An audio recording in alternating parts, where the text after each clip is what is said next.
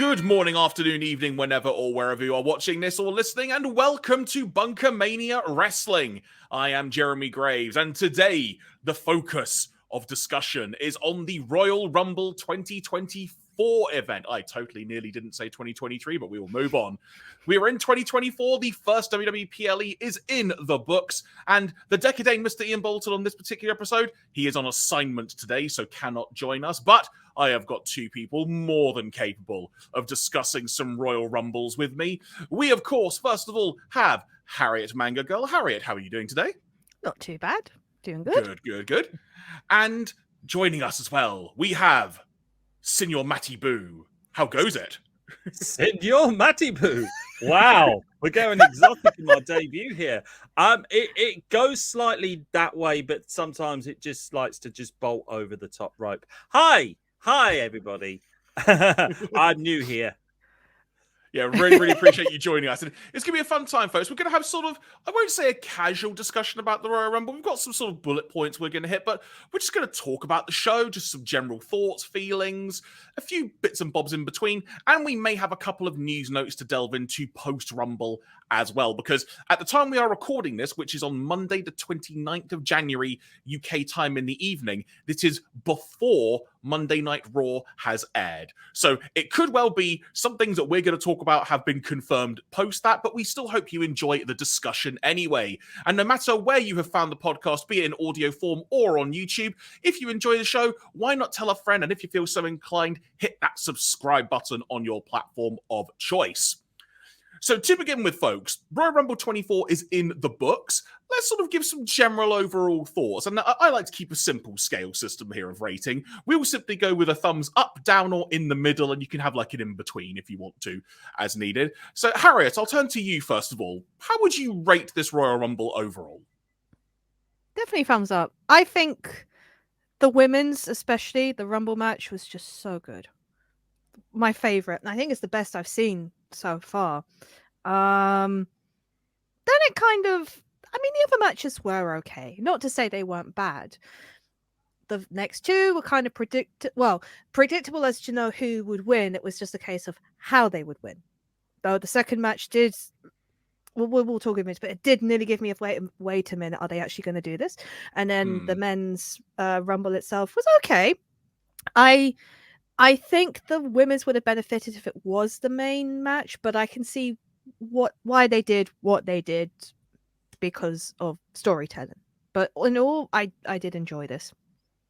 Fair point, and fair enough entirely. Matty, how about yourself? What did you think of this year's Royal Rumble event overall? You said the key word overall. See, I would say a very good start with that women's match, that women's Royal Rumble. And then it kind of just sort of peters out in the middle. And then we have an okay men's Rumble. It wasn't a spectacular men's Rumble, but I think it was an okay. It was fine. It wasn't terrible. We're not talking Shane McMahon booking levels of crap here. We are talking, it was serviceable. It was fine. So, and overall, I would say this Royal Rumble was fine. I'd say base level, but that women's Royal Rumble, incredible. From my point of view, I would probably say a thumbs in the middle, more perhaps slightly going towards thumbs up. But my overall feeling is that personally, I thought both the Rumble matches were okay. But I think both of them had lots of great moments in them, which make them really stand out. And we may get into it more as we go along, but with the Rumble matches themselves, I do feel both of them had a really kind of big stretch of having a bit of a lull, when not much was going on. You were kind of waiting for what was going to happen next, sort of thing. And also, there was one point in each match where I'm pretty sure there were like 10 people in the ring, which can't be healthy for any wrestler. Oh, definitely not. But going on to, when it comes to the other two matches, though, we'll get into more detail. I thought the four-way, it was what it was. No one had any doubt what the result was going to be, so it kind of just was there to exist. And the other match we'll get on to, because I have some thoughts about that, as it were. which may or may not be predictable, but I'm trying to keep a form of tension, as it were. I think this premium live event, I need to stop myself from calling it a pay-per-view. This premium live event, what saved it was the fact that there was only 4 matches. Because the main events very much were the bookends of the Royal Rumbles. We've had Royal Rumbles out there where they've been absolutely stacked and have hurt as a consequence. This one did not well, we say it didn't hang around. It definitely hung around. But the overall placement didn't hurt it. In fact, it was an enhancement, I would say. Yeah. One of the biggest random hot takes I saw on social media, because I don't engage in much social media talk when it comes to wrestling online, but I occasionally like to see what's being said. Someone said, "I can't believe there wasn't a normal women's match on the show." To which someone's comment in response was, "They had no one else left. They literally had to bring in someone else from other promotions." I think since she wasn't at the Rumble, Michelle McCool deserved that women's championship match, quite frankly. Yeah, But which women's championship match? There you go. there you are. There was a lot of ramblings at the watch along of people, because I was at the Wrestle Talk watch along, of like, oh, this person's going to turn up, that person's going to turn up, and I think Michelle McCool was brought up a few times during that, from what I remember. She was in everyone other than this one, I believe. Yes. Didn't she pop up from the crowd one year? That was last year. Yeah. She wrestled in her Uggs and her tracksuit bottoms because why not? I literally think this is the first Rumble where they haven't brought out any legend. Yes, that's true. It was pretty much all the current gen superstars there. So. Well, keep that thought in mind, actually, because that's going to come back into something I'm sure we're going to talk about a bit later. It's actually very good you mentioned that to begin with, so I'm very happy that's come up. So let's get on to sort of the event as a whole. And it's probably worth mentioning as well that we all did actually watch the event live. Harry, you just alluded to it. You were at a sort of big watch-along event type thing. Both Matty and I were sort of watching it in our respective homes live and such. But Matty, you have also now seen the event twice, though, haven't you? So I ran a Discord live chat because it's something we've done about a couple of times a year on the Under Consultation Discord. No, don't do the shameless plug. It's there in the outer. Go Google it. You'll find out. I'm not here to shamelessly plug, but we do have a Discord. And one of the traditions we've had is we have been watching the Royal Rumble. Now, granted, a lot of the key players in that were over at the Wrestle Talk Watch Party. But for those of us that stuck around, we were there and we were watching it all together.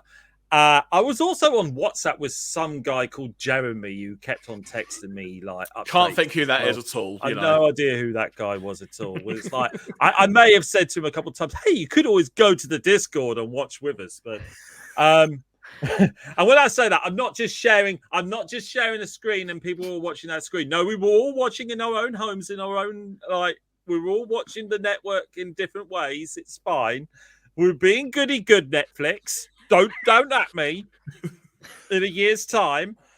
But like I mentioned, but you have actually now seen the event twice because you did not end up watching it a second time around as well. Yes, so I watched it again when I got up with the wife because one of the things she enjoys watching in particular is the Women's Royal Rumble. And so we watched I think we skipped over the middle bit. I don't think she was too keen on Roman Reigns, although we did because we were having a discussion at a point where Randy Orton, we think he may have injured himself, though there's been zero reports about this. Me and Jeremy were having a discussion as of when the selling of the shoulder happened. And I thought it was when he did his big pose where he falls on the floor and then he started clutching his shoulder. But then when I watched the match, it looks like he was holding his shoulder before that as well. But not as much as until he dropped to the floor, which if you've got dodgy shoulders and spinal issues and you've had serious issues with this, don't do a thing where you drop and directly land on your arms. Just a thought, Randy. Just a thought. I mean, at that point, I'd say maybe don't do wrestling, but you know. Well, yeah, but just in particular, if you insist you're going to have to wrestle like Daniel Bryan, another well-known so-and-so, don't do that. Fair point. It's a fair point. So, also, I will say to folks listening and watching, if you want to jump ahead, as it were, to our discussion so you can get to a specific match, there will be time codes in the description, so make sure you check that out should you want to jump forward and such. But we begin proceedings with the Women's Royal Rumble match. Now, we're not going to go through every single entrant, every single elimination, but some kind of top level thoughts, as it were, which I think are worth noting. First of all, Naomi's returned officially, and her entrance was freaking spectacular in that baseball stadium. It looked so good. And the reaction she got was immense as well. Oh, they even chanted "Welcome back," and she got overwhelmed as well, which was good to see. Even us in the pub, we were chanting "Welcome back" as well. And I watched it back, and we were all fist bumping and pumping in the air when her song came on. It's just, it was just so good to see her again. I did actually not notice this until someone brought it up earlier. I saw on Facebook. Number 2 was Naomi, and then in the men's rumble, number 2 was her husband. There you go, family connections, right? Exactly. So yeah, I loved seeing her back. It was great. I loved her hair. Oh my god, amazing! Having her own name written into her hair. It's like that's next level of like creativity and greatness. There. It's great.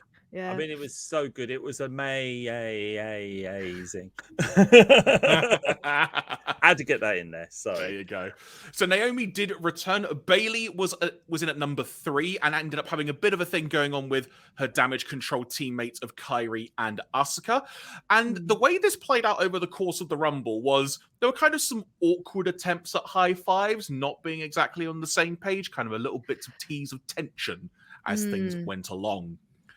One of my biggest and favorite surprises of the entire thing was that Jordynne Grace, the TNA Knockouts champion, came out, got a really cool reaction. Everyone started getting massively into her and whatnot. And she had a great showing in this Rumble. It was so good. And Matty, I know you were really excited about this one. So I'll let you take the floor on that. When that happened, like, I knew, obviously, we were all speculating and eventually proven right that Naomi Trinity was going to be at the Rumble. When Jordynne Grace turned up, like, I mean, there's been a precedent. We've had, like, Mickie James, at that point, the Knockouts Women Champion, in her full, like, TNA gimmick show up. But we always felt that was sort of like a make-do for the fact, because of the way she was openly treated in her release. There was the whole storyline with, like, the black bin bags. All stuff was in and stuff. Yeah.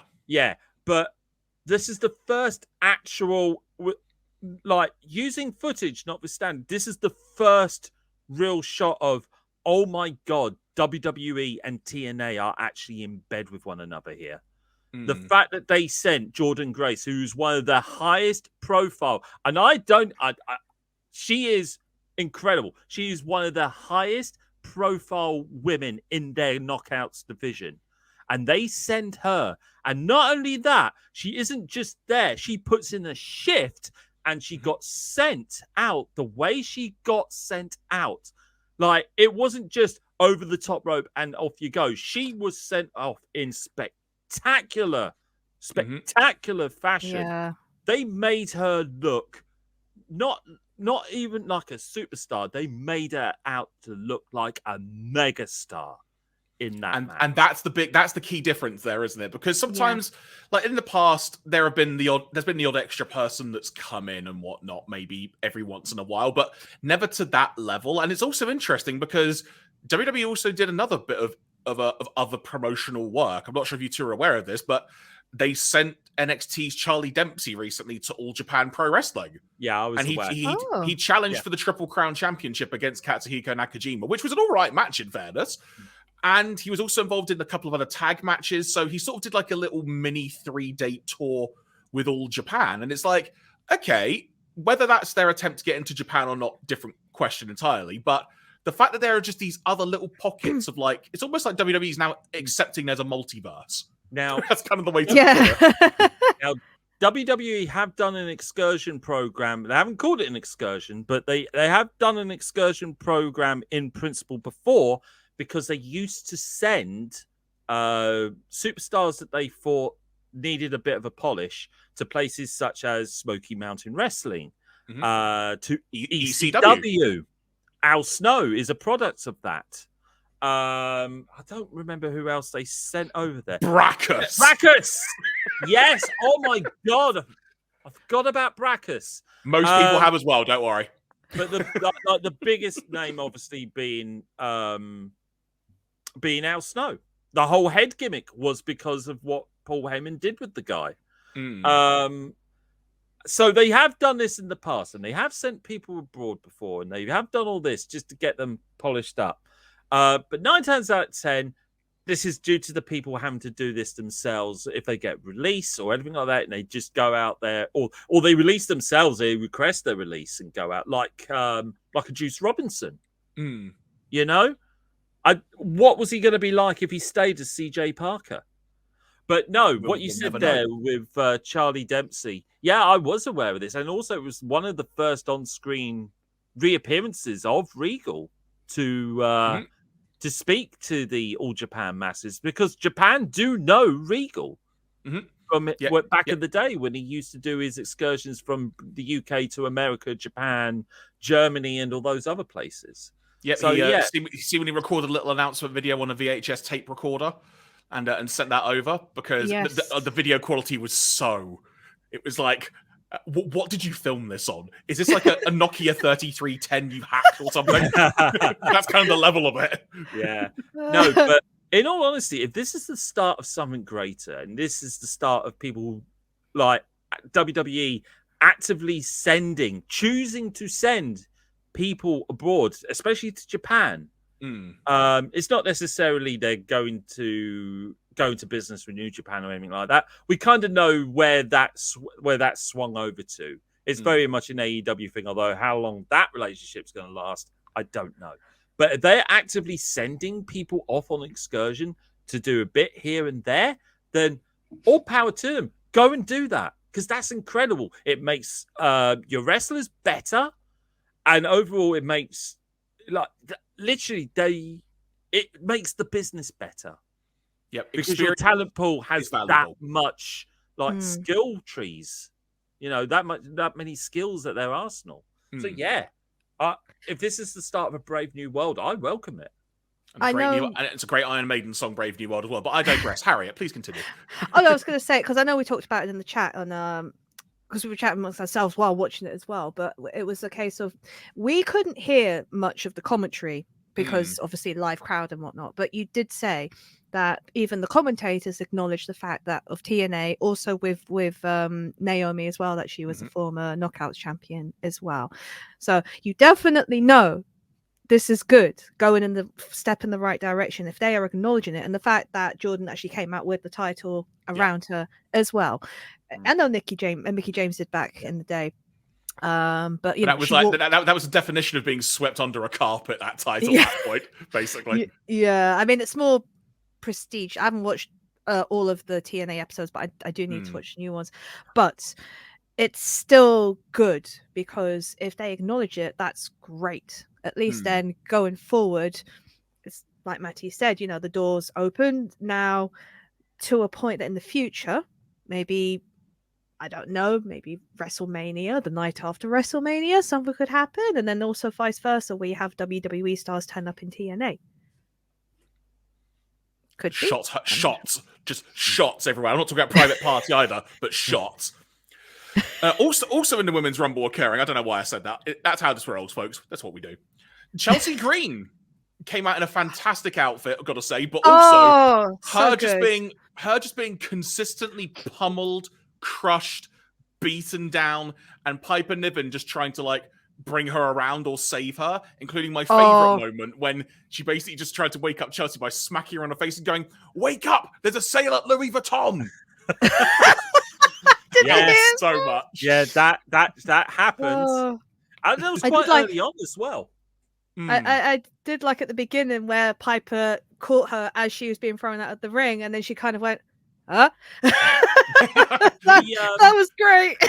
The camera didn't always like focus on it either, but there came a point where even people collapsing to the mat collapsed directly onto Chelsea. Yeah. Yes. So any kind of blow, any kind of impact was on Chelsea. And I think that was one of the biggest highlights of that whole match was Chelsea and Piper. It certainly elevated Nia.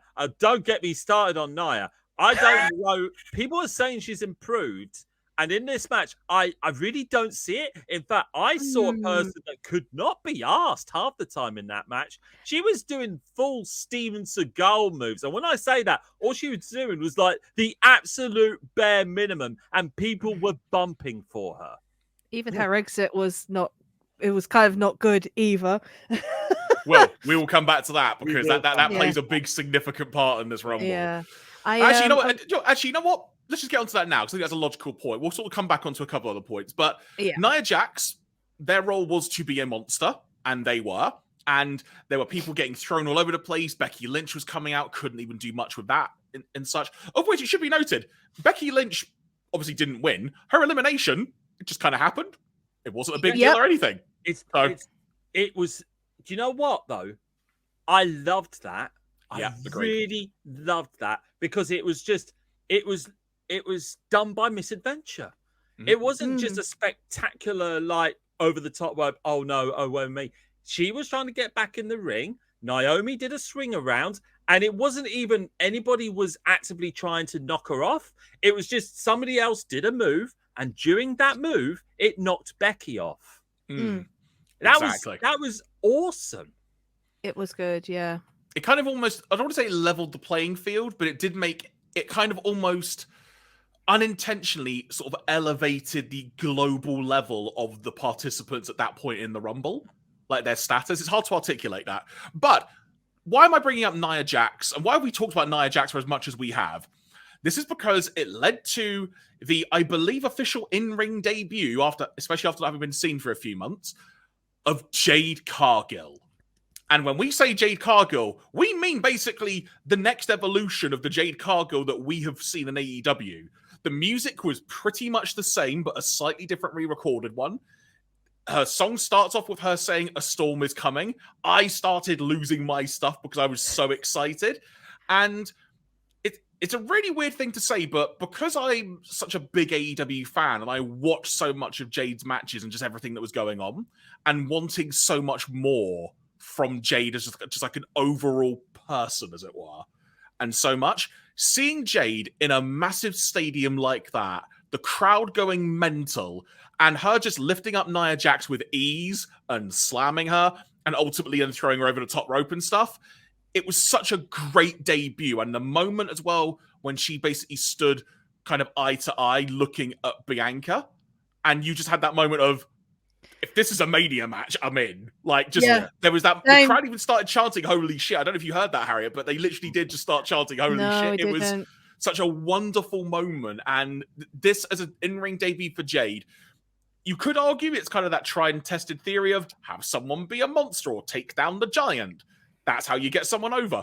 It's almost, you could describe it's very old school booking 101, but in this case for Jade, it worked to a T.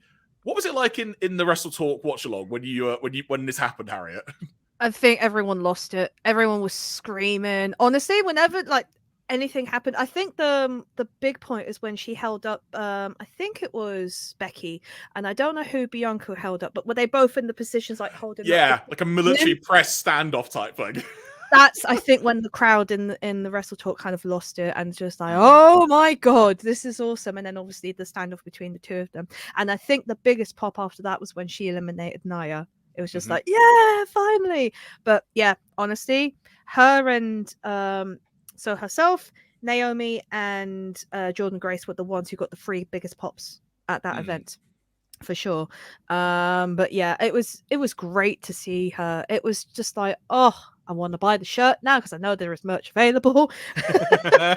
See, I don't really watch a lot of AEW. I'm starting to now, but I didn't when she was back in the day. So for me, this is a good way of introducing her to me because I've heard so much about her and I've been so excited to see her. So honestly, there are so many match potentials with her that I'm really excited for, especially with Bianca. I honestly, if there is a WrestleMania match, I will be looking forward to that immensely. Two things as well that you'll probably like about her. Number one, in AEW, whenever she's done a big show, she's done it in cosplay. Oh yes. She has come out as Storm. She has come out as She-Hulk. She has come out as Chitara, I believe. Yep, correct. Wow. Her hair color even more. changes. Her hair color changes with the character. So obviously she had the pure silver white when she was Storm. When she was She-Hulk, I believe she had like radioactive green hair. Yes. When she was Chitara, it was yellow. So yeah, she is a massive nerd. So that's cool. Obviously, she's a very attractive lady as well. So that that's going for her. But my point out of all of this, we could talk about as much as we want. When she was in AEW, we knew there was promise there. There was a lot of promise there, but she was also always undeniably, I'm just starting out. There was always like a little bit of roughness there, but we always knew there's promise because she had charisma in spades. She had the promo skills of a blink and Greek god. It was absolutely fine. But her wrestling was, you can see something there, but she's not quite there yet. The Jade Cargill that stepped into that Royal Rumble, you could see the training. You can see that she's been to the Performance Center. You can see she's honed her craft. So as much as we complained and people had bitched about her being kept away, it's been to her benefit. That and it's even small things like her facial expressions.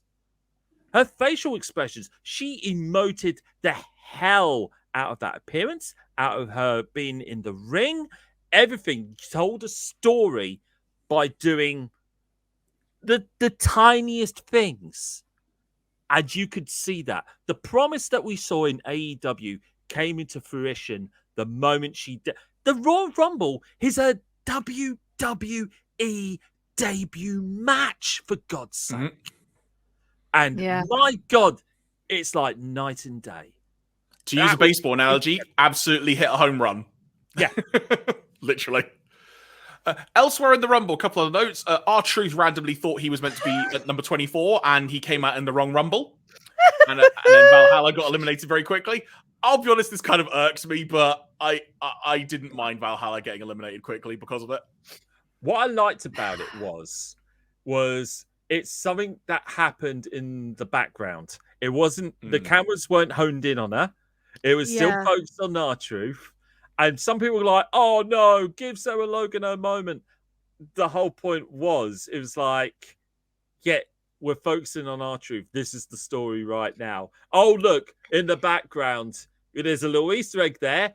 Valhalla, or Valerie Halla, as some people call her, literally in and out. Now, maybe that was an attempt at being the quickest elimination ever, but somehow it wasn't. Somehow that wasn't it.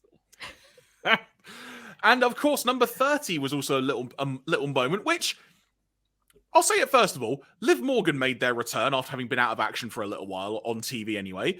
And I'll be honest, kind of fell a bit flat. Nothing against Liv. It's just because I think it's got to the point now where people are really expecting something big at number 30. Yeah. But everything had already arguably happened. People were expecting one of two people at least. It was probably either going to be Money or it was going to be Julia. Because, of course, both of their contracts are up in their various promotions. The fact is, we could never have Julia because she was still contracted up to March. Same reason why I wasn't ever expecting Okada in the men's Rumble. He was still wrestling up till February. He's still got dates in February. And we should clarify for those that aren't aware, we're referring to Julia, who wrestles in the Stardom promotion in Japan. Yeah, different context. Different spelling as well. I mean, it starts with a G and an H, I believe, rather than a J. It might be. I think it's a Guila, I think it is. I think it is, I think, off the top of my head, but I digress. Please continue. Incredible wrestler, and wherever she lands, hopefully they'll do something incredible with her. But we digress, Taz style. Where are we at? We were talking about the number 30 slot. Again, so Liv Morgan returning. Yeah. Nothing wrong with Liv Morgan. I didn't mind it so much. I think people were really, really, really, really pinning their hopes on something being a surprise. I was. So, I mean, sometimes I think we've been raised to expect the number 30 entry to be something huge. I think we need to basically take the number 30 slot out of the equation now, and see any surprises need to happen for us somewhere in the middle or somewhere near the beginning, because look what happened with Jordan Grace. Yep. Exactly. Well said. It doesn't matter where you are in that Rumble. It doesn't matter. People need to stop pinning their anticipations on numbers and just appreciate the whole thing from start to finish, because you don't know. The art of linking a good Rumble is simply not knowing. I mean, I'm guilty of that. I did have hopes for both Rumbles for number 30. It's like, oh, who is it sort of thing. And then didn't realize straight away it was Liv. And then everyone was just like, oh. And then it was just like, oh, okay, fair enough. Yeah, it's good that she's returned sort of thing. It wasn't like disappointing, but it was a bit underwhelming in regards to, and it shouldn't be, especially since she is now back. And I kind of feel for her a bit in regards to, like you said, you were expecting either Julia or Monet or Money to come back, but it didn't happen. So I think you're right. It is a case of that should be taken away, because you're building up, and then it's just like, oh, like deflated afterwards in a way. But then you enjoy the rest of the Rumble because you're like, okay, so who's going to win? But up till then. Yeah. Sorry if I'm treading over what you're saying. I think rather than hold all your stock on who the number 30 entry is, hold more of your stock on who the final 4 are. Yes. Because that's the match at the end of the day. Definitely. It's funny you mentioned that, because that was going to be the next point I was going to go to. Although just because of the way my notes are, I've got the final 3. That's fine. That's fine. I can't make an exact segue, but the final 3 were Bayley, Liv Morgan, and Jade Cargill. We got a bit of back and forth on the ring apron, but ultimately it came down to Bayley getting the win and is heading to WrestleMania with kind of an obvious match to assume we're going to get, which will lead to Damage Control having to do some damage control, let's say. Literally. But I do want to say there was an excellent camera shot as Bayley was celebrating. They had sort of the women who I think it was maybe like the last 6 women eliminated, just kind of all sitting up against like the security board at ringside, just kind of all sitting there. And they had like a camera shot where you could just see them panned up in a line. And it was just that moment of that just, it's hard to articulate, but that camera shot did so much for what this Rumble meant in the context of us as a viewer, but also them as a person on the television show as well. It did so much. It was utilizing something they do from a production level, because in the past in Rumbles, what you used to see was basically once you're eliminated from the Rumble, in the background they try and keep away from it, but it was always like the sad walk away down the side of the ramp. Yeah. And in later Rumbles, an awful lot of the time, they do just sit out of the way of the hard camera. Underneath the wall, the barrier, the barrier. Sorry, and they utilize that beautifully, saying, "Well, if they're there anyway, why not use it?" Yeah, I mean, I've got the shot here. It was Liv, Jade, Tiffany, and Bianca, kind of all just either standing or leaning against the board or just sitting down. That was a great shot, I will say. Of just like, well, it's happened. We're out, and and plus, of course, Becky by the announcers table as well. Yes, and I think that was done in more recent productions, basically because an awful lot of the time you'd see in the background a lot of these wrestlers going, "Oh, did it," and then they just casually stroll off, and it's like, you're supposed to be more peed off than that, you know, but It is what it is, and don't do it often. Don't do that often. Don't make it a thing. But for now, that was a nice thing. because Yeah. the amount of rivalries you can have just from that shot alone, you know. Oh my word! Yeah, that's what I mean in regards to like Jade. She could easily feud with, well, definitely with Bianca. I'd say Nia in the future in some point, or that will probably be brought up at Elimination Chamber, possibly. Yeah. There's so much And- potential in general. Oh God! I mean, Mm. you have a very good, strong women's roster, and I think now the way things are, I think it is starting to pick up a bit now, which is good. Oh, 100%. 100%. It's so good. So that's why I'm really excited. I know you said earlier, why wasn't there a women's match? That was it. You just needed that. That was perfect. That was beautiful. Didn't need anything else. I'd argue you didn't even need a universal title match. I could argue that. Make any matches that are there. Give the mid card their polish. Exactly. Yeah, agree. Exactly. I will say as well, before we move on proper, I also want to give... I know we're sort of going to talk about who came out looking good, but I also just want to give mentions in particular, not only to Jade Cargill, but also to Ivy Nile, who I'll admit, I don't watch NXT and such, so I'm not familiar with some of these folks. I thought Ivy Nile looked great, like really, really cool stuff. Zoe Starks, I've seen before, looked really great in this Rumble, I thought in particular. Also, heard the name a heck of a lot, never seen them. Tiffany Stratton was awesome. Oh, Tiffany Stratton, I have seen some of. I don't watch NXT all that much, but I have seen some things here and there. And yeah, she's going to be a massive star if utilized properly when she's in the main roster. She's going to be incredible. Her matches with Becky were really good. Yeah. And now, for a slight deviation before we move on to the next match, I want to draw attention to two random things from during this Rumble match. First of all, in the first of what I might make an ongoing thing this year of Michael Cole commentary facts.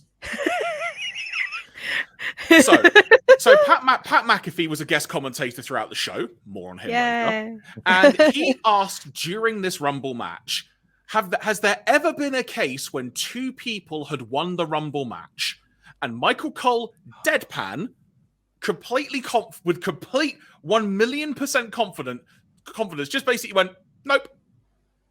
He was at one of them. What? Well, no, it's not that either. It's the fact that normally, if there's like an incorrect fact like that, there might be like a correction made. But one of the biggest Royal Rumble endings ever was 1994 because Lex Luger and Bret Hart both fell out the ring at the same time, which led to there being two title matches at WrestleMania 10. And they just deadpan went, nope. Cole was at the Royal Rumble, I think it was 2005. Was that Batista John Cena? Where Batista and John Cena co-won it, and then he shall not be named. The audible was called, if you will. Tore both his quads, restarting the match because he had a little strap on. Cole was there for that. So we mentioned there was a four-way match, and there was. It was for the Universal title. It is, of course, Ramondo Reigns versus AJ Styles, LA Knight, and Randall Orton. And this match, and I appreciate I mentioned there are two things I wanted to bring up. The other one I'll come back to at the next Rumble. I've not forgotten it. Just putting that out there. So this match happened. Everybody knew what the result was going to be. It was just how. That was it. It was just the case. I think I even said to Ian, it's just like, so I know what the result's going to be, but how? What's going to happen? How is it going to happen? Is there going to be shenanigans, or is he going to pin everyone like he said he was going to? It's just like, okay, so I just want to know that. That's pretty much it. It's just the middle. It's the beginning and the end. The middle, sadly, it was just more like, yeah, there's wrestling, but we know what's going to happen. Would a match mean that your Roman Reigns bingo card would not be completed? The answer to that is no, it would not affect that, but you would still get lots of things to check off. If you wanted Solo Sikoa to appear in a hoodie, reveal it's him after he has pulled the referee out the ring when someone has hit their finish and is about to pin them to become champion. You got to check off that box, folks. This is the thing. Ultimately, I should just say Roman speared AJ, got the pin, still champ. Yeah. Nothing against the guys in the match. It's just, with the best will in the world, no one saw any other result. The guys tried really hard. There were some fun moments. This didn't need to be on the show. It just didn't. There's some fine caliber talent in that fatal 4-way match. I wish I could care. Yeah. I honestly wish I could care. Look, we all know Roman Reigns is a part-timer. He is more than part-time. He's like twice quarterly Roman Reigns. Okay? I get that. Bi-yearly. And still, why couldn't they just make this like a triple threat and then the winner goes and faces Roman at some point? But we know he's not at the Elimination Chamber because reasons, I guess. He's got to go and blink and have a pina colada somewhere, I guess. I don't know. But it would have made much more sense in the storyline. These 3 other guys all have a stake to Roman's title. They also have a stake to hate each other's guts. Let the 3 of them blink in, fight each other, and see who the ultimate winner would be to face Roman.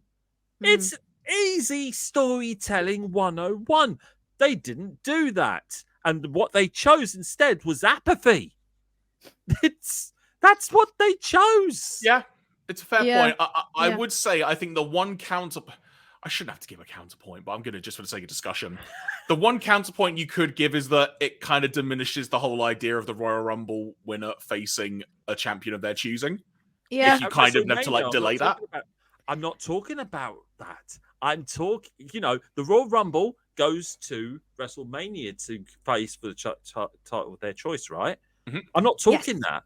I said in an ideal world, the storyline dictates that, okay, those 3 would fight, and then one of them would face Roman at the pay-per-view or at a show before WrestleMania to decide who's going in as the champion at WrestleMania. It still has WrestleMania stakes in play. But I misheard you. Sorry. Okay. Yes. Right. But because Roman Reigns has got to go play backgammon somewhere, that's not happening.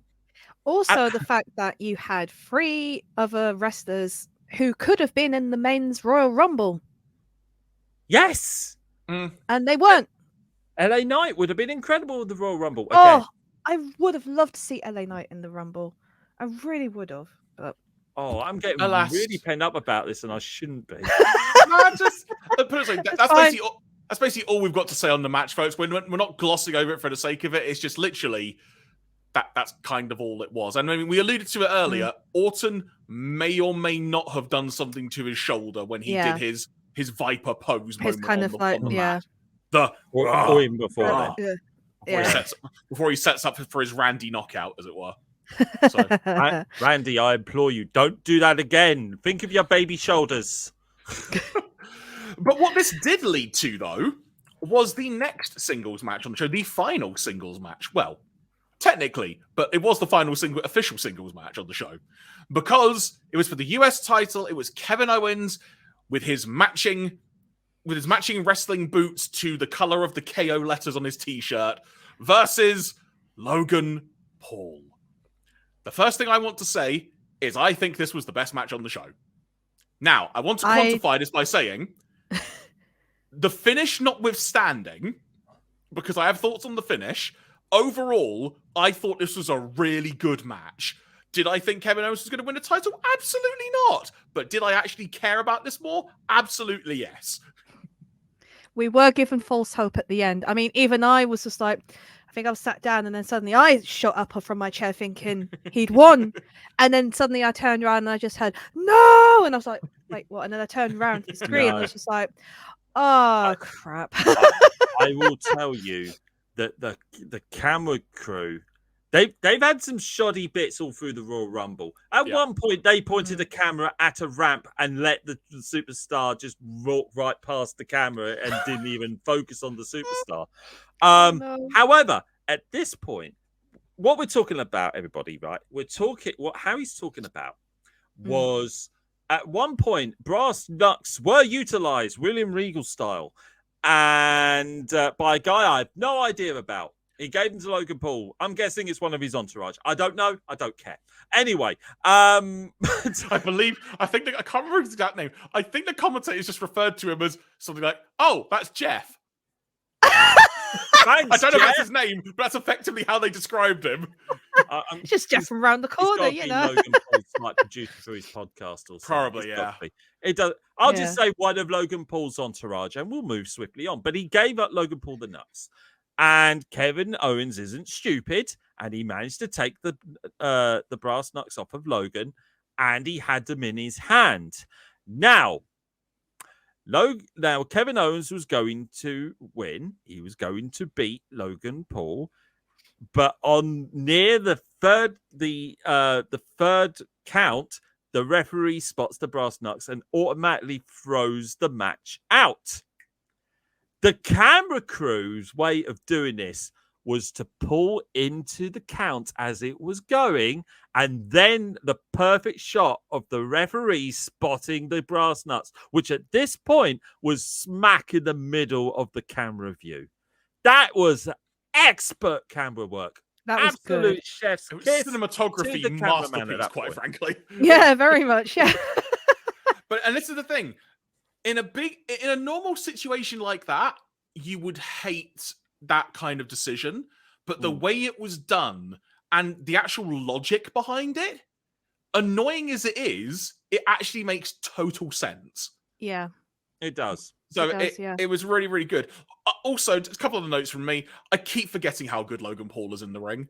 I hate how good he is. I think we all said that. It's just like, we're not keen on the guy, but you have to respect the fact he is a very good wrestler and does study the art very well. I mean, I think he does respect a lot of the wrestlers and is keen to know everything. So I give him props for that. And he does pull off some very good moves. So can't really deny that. People might hate me for this. I can see him as a WWE champion. 100%. Yeah, same. I mean, he's already United States champion. This is his first title. I mean, yeah. I mean, he's a part-timer. People will complain about that. Our current Universal champion is already going off to go play go-karts out in somewhere. So continuation of what he's doing. It's, you know, so if he's allowed to go play Zoomies, I'm sure that Logan Paul will be all right with his bottles of Prime. So, yeah. Did you notice actually when Logan Paul made his entrance, he saw a kid like quite close to the ring. He gave the bottle of Prime. Yeah, and this kid looked like out. him and given a gold Rolex watch. It was insane. I did point that out. I think I was just like, that kid has had all his Christmases come at once. I don't know if there was one in the crowd or like on top of the barrier, if it was placed there or not, but Kevin Owens walking by and just knocking it off straight away like a cat, like sees something that's just like, no. I don't know what it was. I'm guessing it was a bottle of Prime, but I don't know if it was placed there, yeah, the camera or not, but it was a good, yeah. Like, get out of my way. I should note as well that in an update on this person who came in and part of Logan's entourage, my exact note was someone, I assume a podcast bloke, came in. I love the fact. I love the fact though he was just so chill. Like there's all these people all around who was like, "Hey, it's fine," and a big smile on his face as well. So I'll give him. He enjoyed that moment. I bet it was the same guy who helped him win the title at Crown Jewel. Possibly. If he's just going to come in for every pay-per-view, then so be it. But, whatever. He's got front row for WrestleMania. I mean, is it KSI in a big bottle of Prime? Oh, by the way, what could it be this year? I'm trying to think. I know. I have tried Prime, by the way. I tried a single bottle of Prime. I don't recommend it. It's like a blinking energy drink, but without any fizz. It tastes like goo. It's just tastes of influencer, really. In a needless attempt to try and form some kind of balance in this conversation, why am I even doing this? What flavor did you try? Blueberry. No berry. What? It was a blueberry. Oh, okay. No, berry. It was a blueberry. It was green and black. I think it was called Glowberry. Oh, Glowberry. Yes, I know the one. Glowberry. Okay. It's the limited edition. I remember. Yeah, you. That's why it doesn't exist anymore. It was limited. I sent you a review, Harriet. You did. You should know. I love Matty's energy drinks reviews. They're just like, it's either I really want to try this or nah, I'm good. I think last week was it. It was on clearance because Tesco could not sell these drinks for love nor money. But it was Christmas candy canes and toffee apple. Oh yes. Sound. Oh, just... It sounded. Moving on. Yeah. Shall we move on to wrestling? Yeah. Well, you know what? Let's get on to the main event of the show. This being the men's Royal Crumble match. It began with Jey Uso coming out. Yeah, of course, It began with Jey Uso coming out and getting the crowd all hyped. And there was just this moment where Jey Uso's in the ring and you're thinking, who could be number 2? Who could it be? And my immediate thought was, it'd be pretty cool if it was Jimmy, just to kind of have that moment. And suddenly Jimmy's music hit and it's like freaking perfect. I actually really beautiful. enjoyed that moment. The pair of them just staring off. And there's like Jay, and then there's Jimmy going, yeah. I have a couple of points in regards to that. So in the crowd where we were, everyone was saying the same thing. Wouldn't it be awesome if, I think even Ian said, I bet you that both brothers are going to be 1 and 2, and everyone was like, yeah, we could agree with that. Also, wait, who was first, Jimmy or Jay? I forget. Jay, I believe. Jay. So when he did did you notice the lights did the same thing in the background? Oh, little subtle thing there. That's cool. Yeah, it was really cool. I will say that.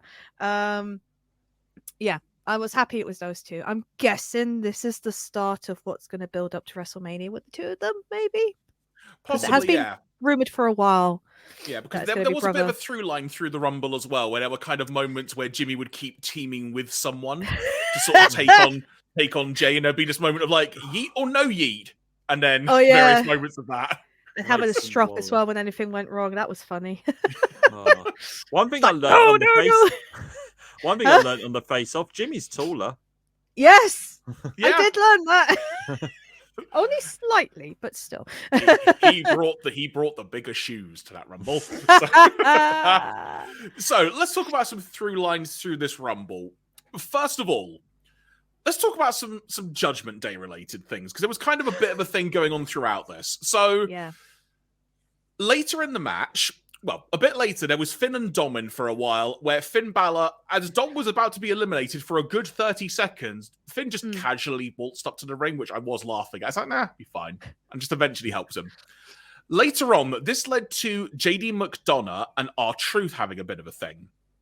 Because JD McDonough, I want to say, was making his way down to the ring, and he then, out of nowhere, got speared by Bron Breakker. We will come back to him and his involvement in the Rumble in a few moments.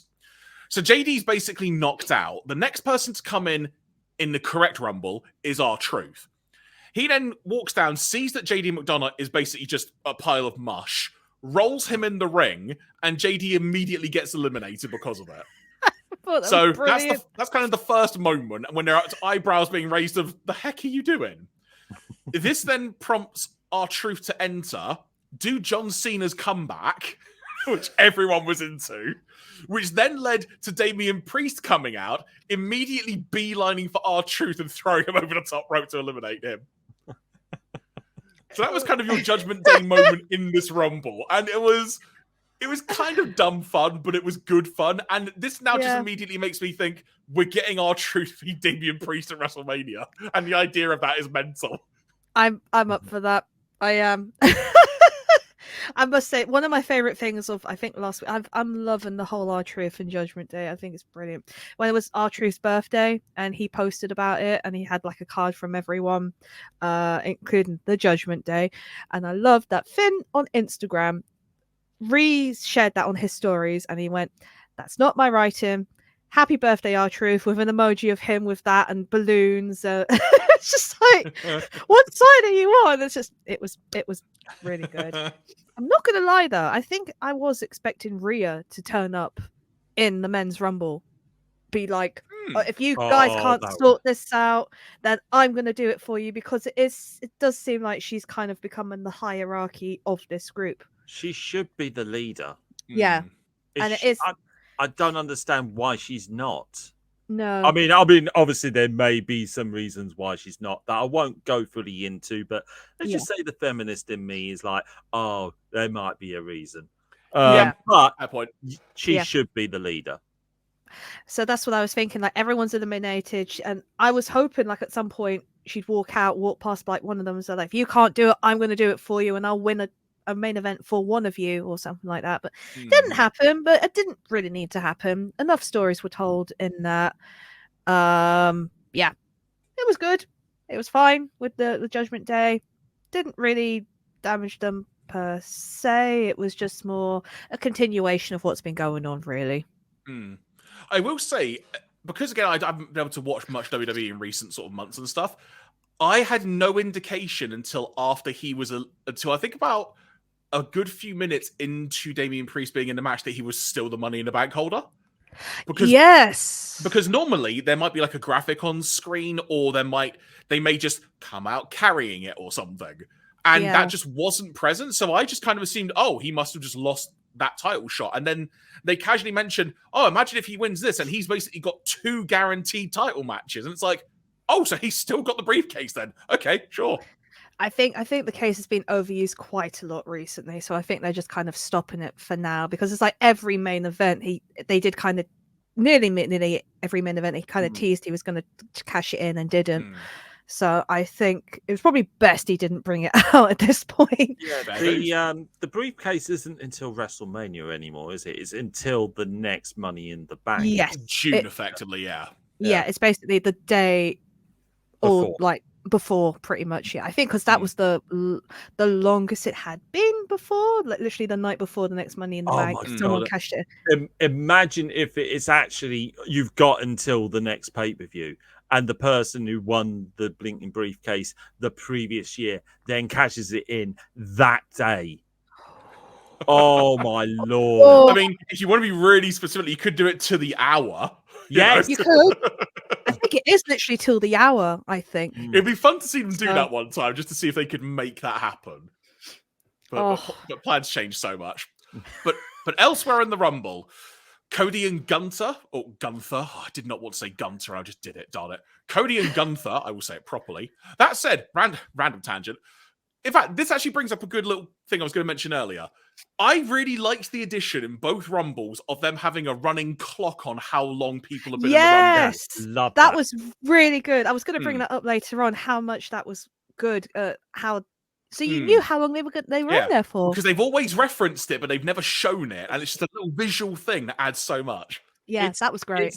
In a world where AEW are bringing back the rankings and the stats, a little thing like that for the Royal Rumble goes a long way. Because, we've had Tales of the Tape and all of that, but it really does heighten the importance of if this person has like cardio for days and they can last in a Rumble with this many people, imagine what they could be like in an Iron Person match. Imagine what they could be like in a match that goes, well, I wouldn't like them to go on forever. No, get rid of the chant that says fight forever, because you people that chant fight forever will be the same people that go onto the flipping internet and go, oh, well, that match went on too long. Yeah, you're never gonna win. You're never gonna win. I mean, let's be fair. The reason that they've added the timers in the Royal Rumble is so that betting sites like Paddy Power can have more options to make people bet on the Rumble. That's why they've done it. We know that Nick Khan wants to go into that sort of business. He has stated he would like to do like sweepstakes and stuff. Oh, okay. Oh, there we go. But yeah, so sorry. The reason I mention that is because on those timers, Gunther's name was in all caps, no one else's was. So I guess that now technically means that in the canon of WWE, he has to be called Gunther. Yes, we are. I mean, obviously, we've had like people with capitalized names before, but it suits him. And you forget when he was Volta, his name was all in all caps then as well. That's true. Yeah. Yes, that's true. There you go. But the reason I mention that is because Cody and Gunther kind of had their moment reenacting the final 2 portion of their Rumble from last year. They had that kind of big stare down moment. Kofi Kingston was in the Rumble, his 16th Royal Rumble, which is an insane stat. No Kofi spot. He was out in just a couple of minutes. It was a bit disappointing. I was a bit disappointed that there was no Kofi spot, I will say. But we need to abandon the Kofi spot. It's a controversial take. I know. I mean, it We- didn't happen last we- year. I think it was a misstep last year, wasn't it? No, because people attempt to do it, and then when it botches, like, Yeah. I love the guy. I absolutely adore him. I love But then Kofi. Matthew has a field day with this stuff. Oh, And okay. it's like, we need to abandon the Kofi stuff. It was great, but now people expect it.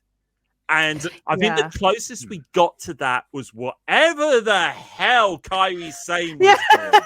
being Spider-Woman, you know. Yeah. It was Thank you, trying to Xavier Woods. Rip her arms off her torso. Holy crikey. Yeah, that's going to be strenuous on the arms. Jeez. And the main thing is as well, I don't think that was even going to be a Kofi spot. I genuinely think that it was meant to be there momentarily, and then both of them were going to be eliminated. I think she was meant to go back up, and then the pair of them were going to get knocked out. But So it was just that's earlier not than what we usual. got. What we got instead was a slight. That's when her body went, please stop. Oh, poor arms. I felt for her. Oh my word. Elsewhere, we had the Battle of the Meat as we had Bronson Reed, Ivar, and the debuting on the main roster based on some tweets that would come out after of Bron Breakker, which, I'll be honest, Bron Breakker was freaking amazing in this. He was awesome. There has been talk on... Oh, after you, Matty. That was you're probably going to say the same thing. A report that's come out is we shan't call him by his actual name. So I think what we're going to do here is we're going to say that former UFC champion Stevie Richards Jr. He obviously was meant to be at this Rumble, and for reasons he wasn't there. And what they basically did was take his part of the script. They Tipp-X'd out Stevie Richards Jr., Esquire, PhD, doctor, and they wrote in Bron Breakker. If this is true, and I don't see this happening, Stevie Richards Jr. was going to be eliminated by Dirty Dom. That would have been a match. I don't see that actually happening. I could see No. somebody having some creative control and going, hey, that ain't happening. That ain't happening. But then, I mean, look, if we get to see Dom and Bron Breakker now and basically having like Dom get mullered, I'm all for that. Same. But, you know. Same. But yeah, so Bron Breakker made his debut in this Rumble, got to literally run wild in the ring. He was running so damn fast from one side of the ring to the other. Yeah. Looked absolutely brilliant. And as I mentioned, eventually was eliminated and speared JD McDonough. So his presence was felt after he was eliminated as well. But excellent debut on the main roster. It was incredible. I will give props also in between because Almost came out as well not long after. And I mean, we had Andrade earlier on as a surprise entry as another return. And then Pat McAfee. Yeah, that happened. That happened. I think that's worth mentioning. Also, I did actually put down here as well, Bron Breakker did have a moment with Gunther. Yes. He certainly did. I'm up for that. Bron Breakker as Intercontinental Champion. Yes, please. Oh, God, yeah. Yes, please. Yes. But yes, so Pat McAfee, he was a quote-unquote surprise entrant in this Rumble. He went away from the commentary booth, playing up the fact he knew absolutely nothing about it, which people are already running with that story online, apparently. He got in the ring. He stared at Omos and someone else. I can't remember who off the top of my head. He then proceeded to climb up the ropes, down the other side, then went back in, was going to do something, then decided, nah, I'm out. Climbed up, down, and jumped out. Which was a wise decision. You know how you fix this? You know how you fix this? Don't make it Pat. You make it Michael. Well, on commentary, Michael Cole was playing up the fact that he still has the longest record for being a commentator in a Royal Rumble match. And he had his gear as well. No, that's perfect. Because then you got the impetus. When he then gets called again to go up in the ring, he then breaks his own record and basically unwrittenly, when he decides, I ain't having this, gets back out of the ring. He then in turn breaks his own record that he was bragging about earlier in the show. They're You going to just do walk that around That the would ring have for a been few minutes. perfect. You've willed this into existence, and I don't know how I feel about it. So CM Punk ultimately entered at number 27. This was his first televised match because he had done a couple of house show matches over the Christmas period with Dom Mysterio. We'll talk more about Punk in a few moments because there is news relating to Punk. So we'll come back to that. Drew McIntyre was in at 29, and number 30 in the Men's Rumble was a returning Sami Zayn, which played into a storyline with Drew McIntyre. Again, kind of a little bit of a mixed bag reaction because there were a lot of wild hopes and rumors doing the rounds online. I was more than happy to see Sami Zayn, though, quite frankly. Awesome bloke. I think it was the same thing with Liv Morgan. People were expecting to see other people, weren't expecting to see Sammy. It happened. I was happy to see Sammy again. I'm not going to lie. So, but I wasn't expecting him to be number 30. I will say that. But still, lovely to see him again. I repeat what I said before. I know, yeah. we need to get rid of the stigma of the number 30. Instead, the unknown. Just live in the unknown for the entire match. That's got to be it now. I think people were hoping for an Okada. I'm still not sure we're getting an Okada somehow. Yeah. I think we got more of a chance of him appearing every now and then in TNA than we do in WWE, but you never know. You never know. I'll be happy to be wrong. I'll be absolutely happy to be wrong. But again, everyone just pins their hopes on that number 30 spot. So whoever comes out, if it's somebody who's already been established in the roster, it doesn't matter who they are, they get the Rey Mysterio treatment. So as people just want someone new on that 30. And I say, don't make it number 30. Make it whatever. Make it. There isn't 69 entrants in a Royal Rumble, but I was going to say 69. So instead, I'll say 22, 13. Yeah. People are hoping for Ty Dillinger to come back for number 10. Holy crap. Yeah. I did hear that as well. Yeah. Well, I didn't know that. That's the thing. But what I will say then, to try and add the storyline context, it was a good thing that Sammy was number 30 because he got to be part of the final 6 in the Rumble, which was, in no particular order, Drew, Sammy, Damian Priest, Punk, Gunther, and Cody Rhodes. Then, as my notes read, things happen, which then eventually leads to the final 4 of Punk, Drew, Cody, and Gunther. Yep.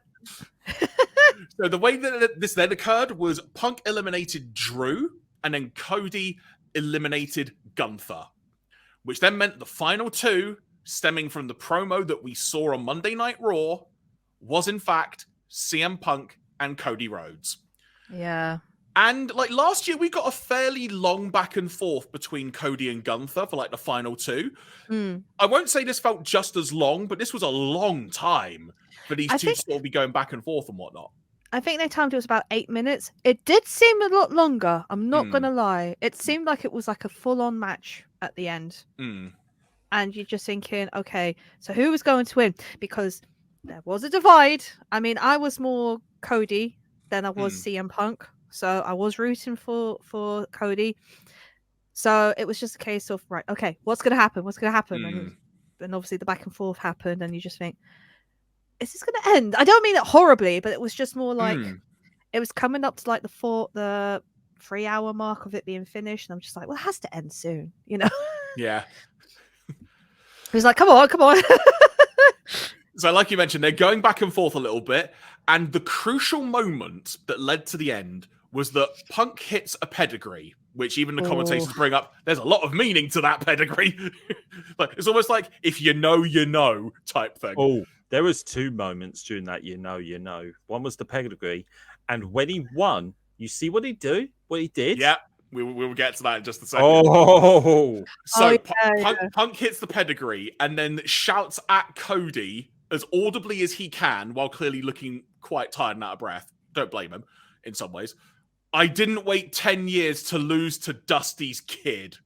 And he picks up Cody, goes to throw him over the top rope. It gets reversed. He gets flung over. Cody Rhodes wins the Royal Rumble for the 2nd time in a row. The first time in a blooming long time that has happened. Like 23 years, I think. Yeah, really, really long time. And rather than Oof. waiting to see, the next night, a couple of days after on Raw, who Yeah. will Yeah. he choose to be his opponent? No, he just conveniently knew where Roman Reigns' skybox was and just went, you! I choose you! I would have laughed, starter though. of Pokemon. I choose you! I would have laughed because Seth was in another one, and I would have laughed if it pointed and it was actually the wrong box. He was actually pointing to Seth. I was looking forward. I thought, oh come on, let that be the thing. There was also another thing as well where the crowds, where I was, basically said, nope, Punk ain't winning. Is when Punk pointed at the WrestleMania sign, and everyone went, well, that's it. Cody's winning. And then obviously, so long as he that ain't quote. injured, he's technically still going to WrestleMania, so he's not wrong. Yeah, we will touch on that in a couple of moments. Oh. But yeah, so Cody won, as you alluded to, Matty. Cody's celebration before the insane amount of fireworks that went off by that WrestleMania sign, which how that didn't fall down, I don't know, but thank God it didn't, quite frankly, because he did a couple of sort of gestures. One was kind of like a little something resembling a too sweet. Yeah, Yeah, one was kind of a motion to Hangman as well, and then there was a notable little kind of finger gun symbol, emphasizing and almost kind of a little shout out to the Elite, which was really, really cool. And again, that was a if you know type thing, but it was still really blooming cool. All of which were gestures that were happening when they were all in Bullet Club together. You've got to, oh my God, was that approved between him and Punk? I don't know. Oh my God. There's a lot more, you know. When you think about it, you've just fought their, but well, we don't know if they're still buddies. That's the thing. We don't fully know. But what do you mean? Sorry, do you mean the Elite and Cody? Yeah. Apparently they are. They're still friends, yeah. So, I thought it meant Punk. You've just beaten Punk at the Rumble, and then you've done all that. Oh my Lord! But if there's anyone who can get away with it, it's Cody. 2K24 cover star Cody Rhodes. I mean, he is Dusty's kid. There you go. There was a great shot at the end. I got another I can't talk. Another good shot in regards to cinematography, where it had Cody kind of leaning like that and looking like you could see from his shoulder angle, looking up at Cody winning. The filmography in this tonight or that evening was good. A certain someone is gone when they actually do. Yeah, they had moments. They had moments where they had the wrong camera, and the wrong camera pointed at the wrong things. Like I said, I will not let go of the fact they at one point there was a camera pointed at just random barricades with Superstar just running past. I will not let that go. But when they were on point, oh my God, they were on point. Yes, I bring back again the point where the camera zooms in towards the brass knuckles as the referee is doing his 3 count. That was incredible. Yeah, they knew. And it was like, zoom in! Literally. A proper chef's kiss moment. But now I actually want to go back to, because that was the end of the show. So we'll get on to kind of thoughts at the end of the show and stuff in a moment. But to come back to a point that was mentioned earlier, and I'm going to say it was you that said this, Matty, so I apologize in advance if I'm wrong on this, but I wanted to make sure I bring it up. When it came to surprises and stuff and callbacks, we were talking about Michelle McCool earlier. There were no legends, unless you technically count Punk, but make of that what you will. There were no legends coming back in these Rumbles. And I actually think, as a whole, that was of great benefit to the perception of both rosters, in particular the Women's Rumble. Because the amount of talent that was showcased in that Rumble, it was really freaking cool to see, quite frankly. I've seen some new faces that I've already mentioned when we talked about that match, who I thought really stood out to me from like being unknowns. And I've always said that the Royal Rumble, and when they wanted to actually do it like they used to, the Survivor Series, was always a great time to sort of just put the focus and showcase particular, perhaps not unknown faces, but it's a time to really put on a good show for a bunch of new faces, because the Rumble and Survivor Series are traditionally part of the Big Four. So people will come back for those, most likely. Now you could argue it's Money in the Bank. That's fair. Remove Survivor Series. Make of that what you will, focusing on the Rumble. But the Rumble is a great time to really put focus on lots of people. And overall, aside from the people who maybe were just part of a quick comedy skit, like a JD McDonough, for example, or a Valhalla, those kind of things, overall, I think pretty much everyone in all of these Rumbles got a few moments to shine, and that works really well. Yeah. Yeah, you hit the nail on the head there with like new people, because I think WWE have been, well, let's say during the old regime as of late, they've been focusing way more on callbacks, on legends and stuff like that. Look at the last few WrestleManias when we had the return of Stone Cold Steve Austin.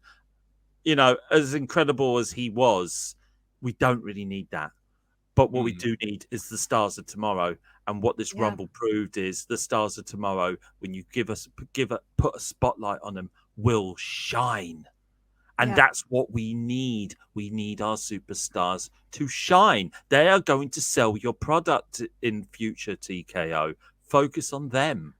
Exactly. Seriously, you can have the legends. You can have the accolades of stuff gone by. You can have those callbacks. But that's what the alumni section is. That's what footage is for. Don't bring them back and then bury your current crop of talent, which they've done in the past. Let them flourish and build up the stars of tomorrow. That's called NXT. When they get to the main roster, you don't expect them to fail. You expect them to succeed. This is the time, guys. This is the time. Yeah, so definitely agree with that. So with that being said, then the show is going off the air. I would just kind of make this kind of almost a multi-part question, as it were, before we kind of get on to where we think things are going. But thoughts as the show was going off the air, and I've mentioned a whole bunch of names I thought really stood out on the show across the whole, but any kind of honourable mentions from the both of you? And Harry, I'll start with you first of all, the question of how did you feel as the show was going off the air? And I'll let you take that whichever direction you want to from there. I was happy with it because I think it made sense. It's like I said at the beginning of the show, it made sense for Cody to win because obviously you have the ongoing story. The fact he is now the cover of WWE 2K24. It would have been weird if he was made that and then didn't win the Rumble, I will say. So that's why I was thinking, nah, he has to win. So yeah, I kind of left, okay, this is good going forward. We have an idea of what's going to happen.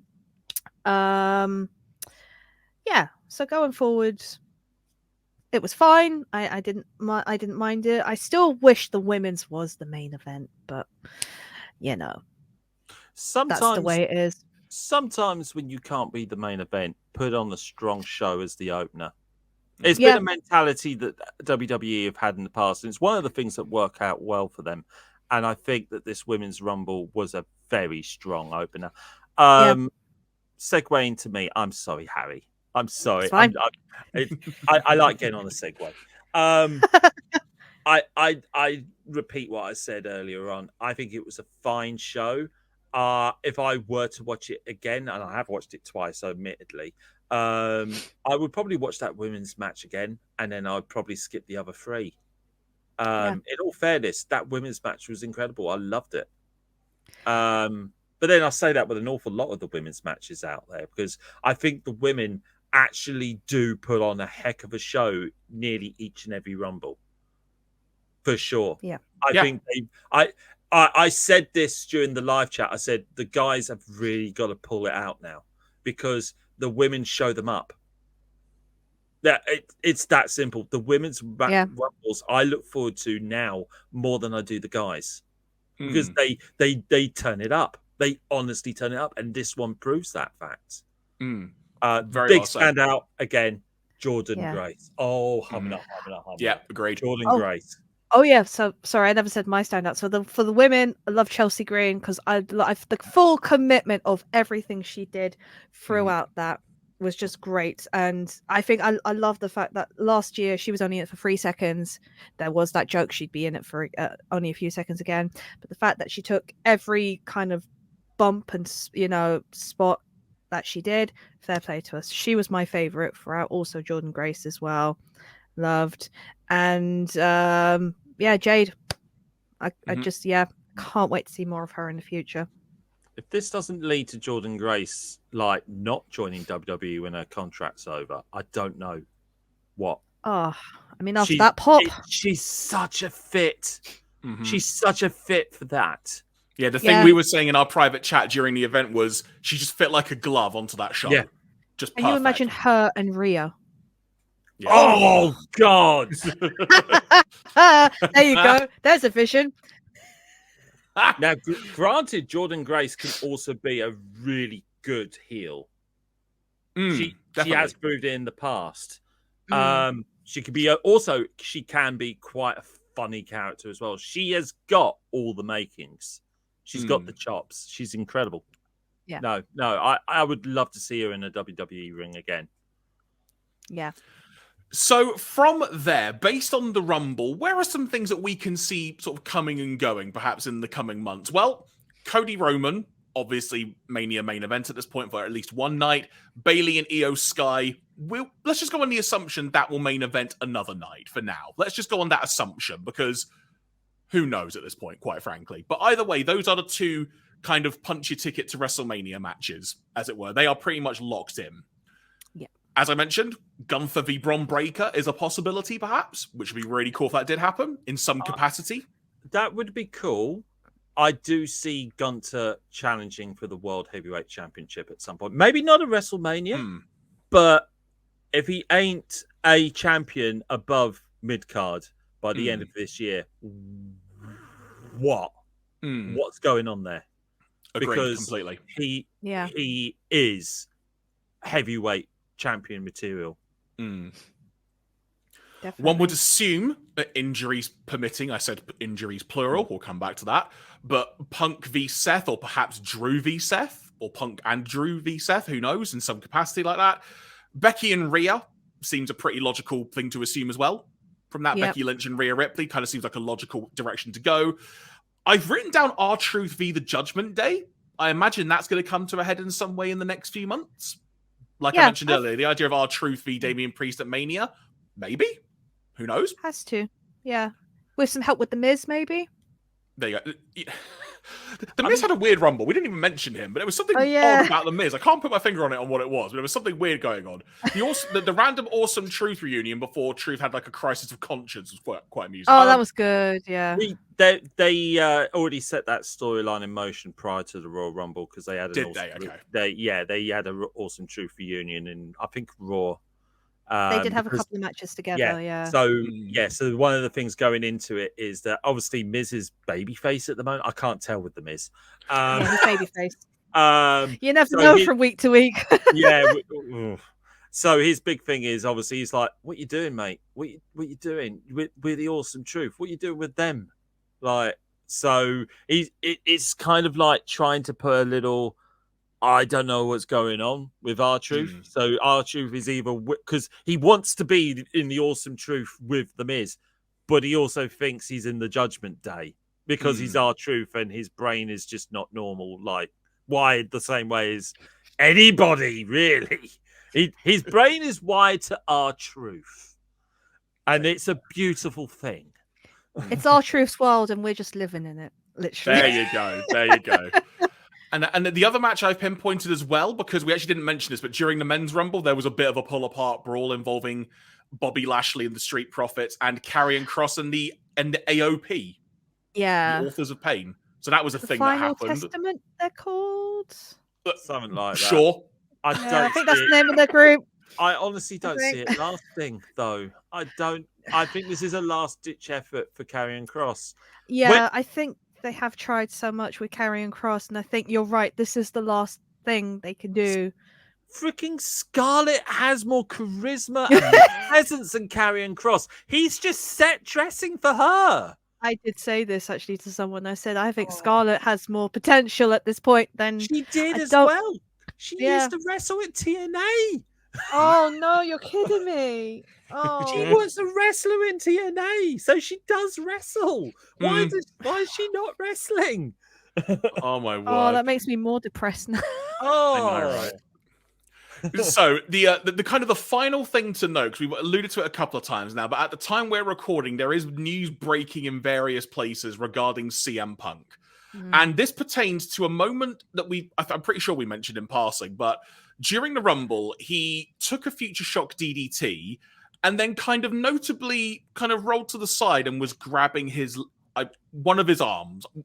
Either way, grabbing the back of his arm, kind of behind like it's his triceps. Sound familiar?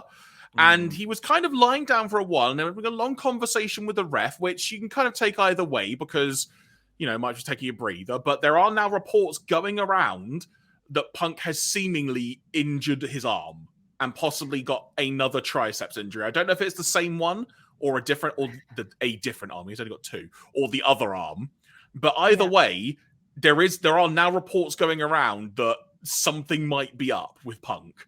And obviously, by the time most of you are listening watching and or listening to this, you'll probably know more than we do right now at the time of recording, but we at least want to mention it in passing that, quite frankly, if this has happened, I'm gutted. I am just gutted. I'll use that as an all-encompassing phrase, because regardless of my thoughts surrounding how and why he had to leave AEW and all that kind of stuff, and kind of my mixed bag feeling since he's been back in WWE, that just sucks, quite frankly. Yeah. It does just suck on a global level, as it were. And I use that just in any context. It is really sucky. Especially because, like you said, I had my thoughts in regards to him coming to WWE, but they kind of mellowed because the promos he had. And I think a lot of people did say to me as well, and I noticed, he looks a lot happier since being back in WWE. He kind of looks like he's there, like that's where he belongs, sort of thing. And the build up to the promos, and like I said, just the storytelling. I mean, that promo with Cody last week was just amazing. I absolutely loved it. And it is a shame because it's just like, it did seem it was going to lead towards him and Seth possibly. I don't know. I think from what I have heard that they're going to talk, like they did with Seth last week, they're going to talk about it on the show tonight and address it. So what do you want to talk about? Yeah, exactly.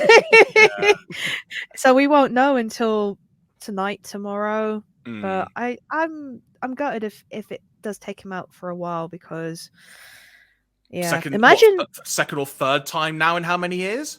Exactly. Imagine if he. Sorry, go on. No, I was literally waiting to basically say that what you just said there, Jeremy, because it just seems that when he joined AEW, I'm wondering if he went too hard, as in, like, he wasn't prepared to wrestle, if you know what I mean, and had to get physically fit. And in doing so, he aggravated a lot of stuff because he broke his foot by being an idiot and jumping the guardrail and fractured his foot that way. But one would think that because you had to get into ring shape, some stuff was aggravated there prior. And now this is like the second time he's done like a bicep arm tear. And which is what kept him out for a year.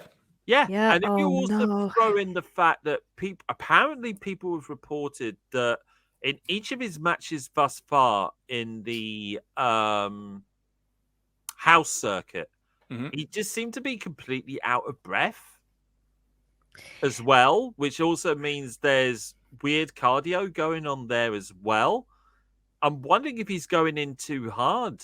I mean, I've got my own personal opinions on the guy, which I'm not going to state here. I've stated it fully off camera, but the main concern there is he is injury prone.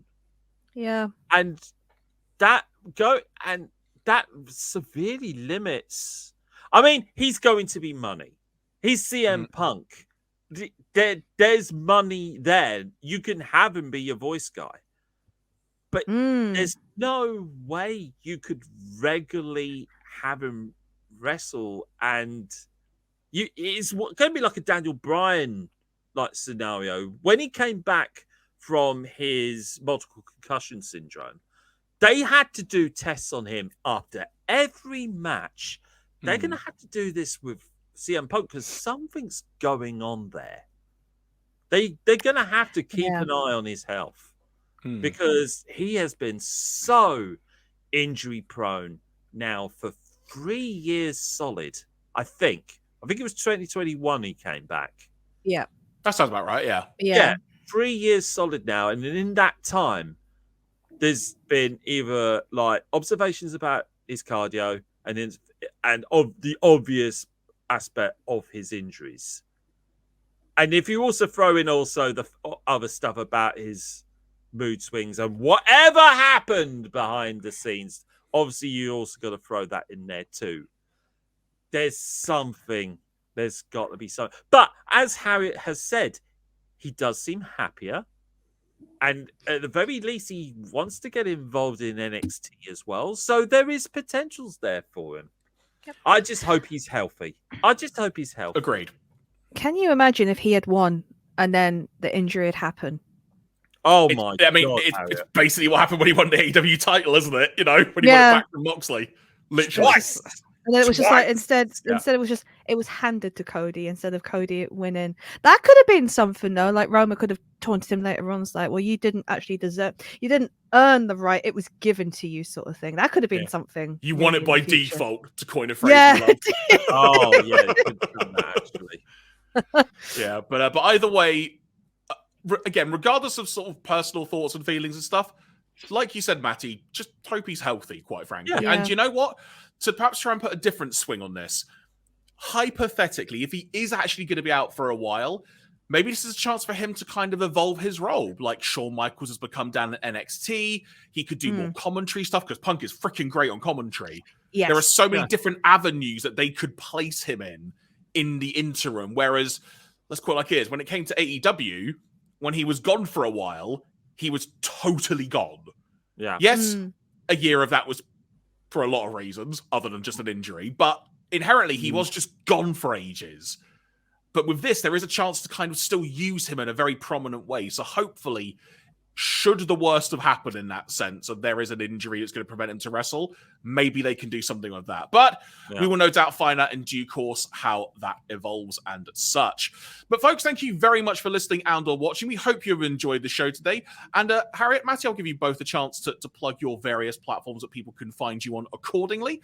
But before we do, folks, I will say once again, if you have enjoyed listening to this show, be sure to hit subscribe on your platform of choice. And if you've been here on YouTube, let us know your thoughts on the Royal Rumble. Is there anything that we've said that you vehemently agree with or passionately disagree with? Let us know in the comments below. We'd love to hear from you. But Harriet, how can people find you online should they want to find more of your content elsewhere?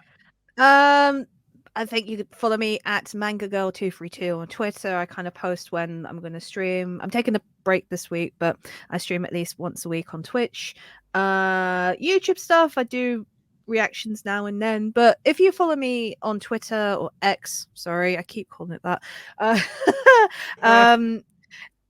that's where I post my main stuff, where you can find what I'm doing week to week. And how about you, Matty? Where can people find you? You can find me crying mostly, but when I'm not crying, you can find me on Twitter. Oh God, I've just done the exact same thing. I thought of the whole thing, and then you said that, Harriet. You can find me. You can't blame Harriet for that. I will blame Harriet for that. He does anyway. So yeah, I'm happy for a lot of things. You can find me on X under Matty Boo Tweets, because damn it, that's what I do there. I tweet on X. Maybe I should change my thing to Matty Boo Tweets on X. You can find me on Twitch under MattyBooTwitches. I do a reaction stream, and I'll just say every other Sunday at this rate, where I react to old British TV. Yeah, it's kind of like Adam Pacitti on the Cultaholic. Don't at me. I won't put Cilla Black on those, so that's all right. And then obviously other things as well. You can find me on Discord. You can find me on a whole load of things. But you can mostly find it with Matty Boo with something attached to that somehow. You will find me that way. There we go. Well, folks, thank you very much once again for listening and or watching. And until next time, take care and keep enjoying wrestling. Bye-bye.